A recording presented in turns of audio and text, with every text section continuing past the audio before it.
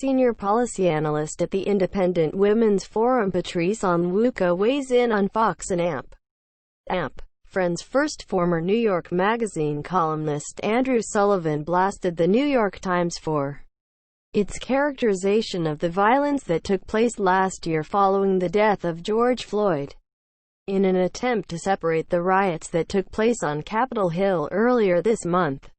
In a piece published on Sunday, Times national political reporter Herndon accused Republicans of warping reality with their response to the pro-Trump mob that stormed the Capitol building as Congress was voting to certify the Electoral College victory of President-elect Biden.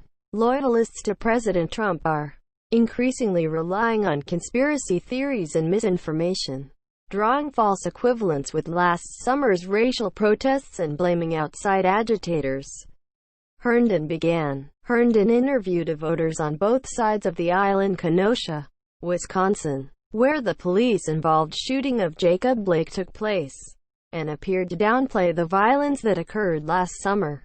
Democrats pointed to the differences in motivation between the Capitol mob and the mass protests of the Black Lives Matter movement, which was not seeking to overturn an election or being incited by the president, the Times reporter explained. Republicans saw the Capitol attack as the work of outsiders or as justified by the summer's isolated incidents of looting and property destruction.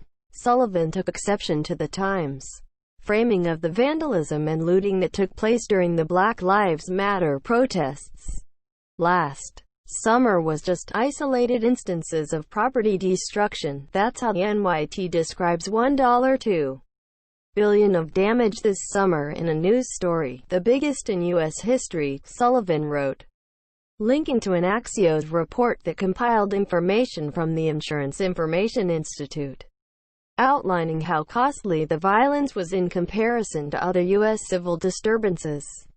Last year, Sullivan launched his own newsletter, The Weekly Dish, after he was forced out of his longtime gig at New York Magazine. At the time, Sullivan claimed a critical mass of the staff and management at the publication and its parent company Vox Media no longer wanted to associate with him.